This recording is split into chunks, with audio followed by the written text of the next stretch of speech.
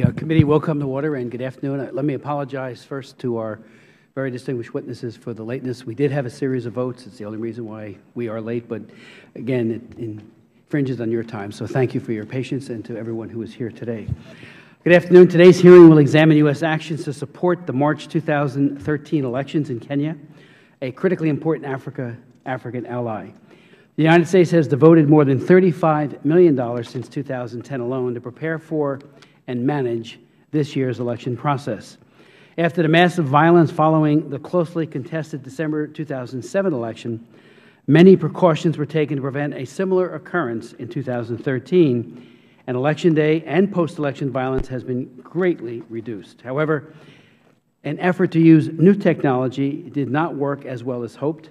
There were questions about the effectiveness of this election, which had promised to be a technological advancement. Given future important African elections, this hearing will look at what a responsible U.S. policy towards African elections should look like in an era of constrained development aid budgets.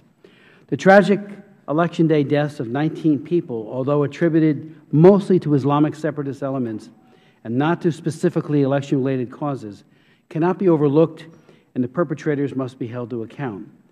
It is unacceptable that in the violence that followed the 2007 elections, an estimated 1,200 Kenyans, and there are different estimates, some say 1,000, some say more, were killed, and approximately 600,000 were displaced, according to the media reports. Yet no one thus far has been held accountable.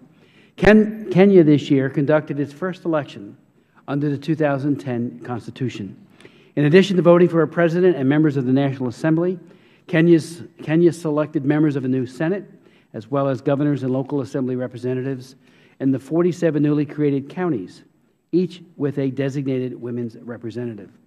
More technology was brought into polling places to better ensure accuracy of voting and vote tabulation. Unfortunately, reported malfunctions of some equipment in some polling stations at the national level, where server breakdown for a while stoked fears of vote rigging.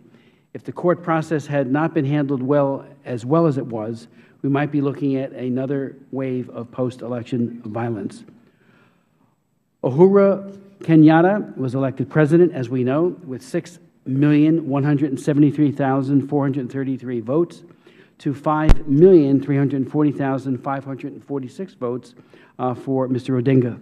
And this was certified by the Kenyan Supreme Court, which coincidentally today issued a further elaboration and made very clear that although there were some anomalies, this election was indeed properly conducted. Nevertheless, the violence that was a possibility until Mr. Odinga gave a magnanimous concession speech following the first court ruling. The amount of U.S. support for the Kenyan election was extraordinary.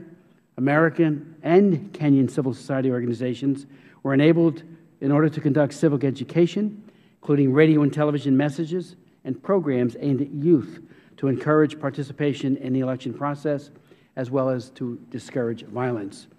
Youth organizations were created nationwide to give young people an enduring voice in their country's political system. Several innovative approaches were created, including a comic book called Shoe Jazz, with young characters involved in commenting on the Kenyan political process. The three organizations presenting testimony today all played major and very important roles in the creative preparations for the 2013 Kenyan election.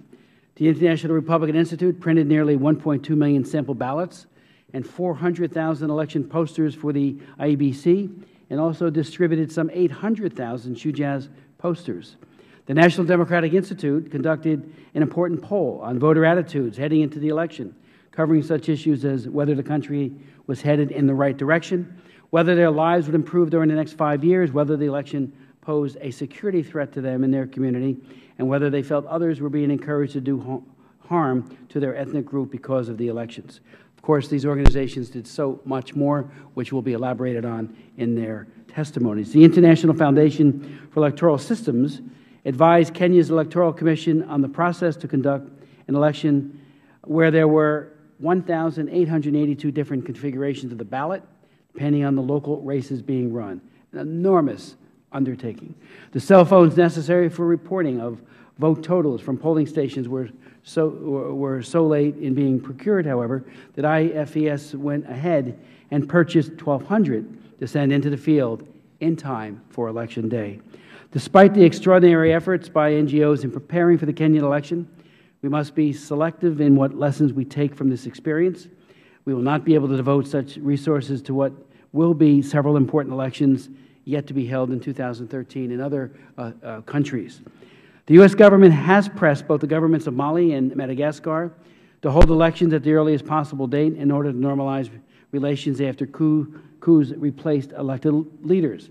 Zimbabwe, which recently held a constitutional referendum, is scheduled to hold a presidential and legislative elections that many in that country hope will break the long cycle of repression of political opposition. There was a report in one of today's newspapers that the Zimbabwe leaders are looking for funds because they are short in terms of election monitoring type funds, so they're making an appeal as well.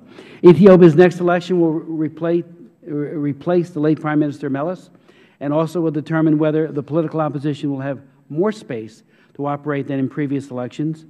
I'll never forget, Greg Simpkins and I traveled right after one of the marred elections. Even though the opposition made significant gains, people were literally gunned down in the streets of Addis, and we were there to raise those issues with Prime Minister Meles. But hopefully the next election will be really, truly free and fair.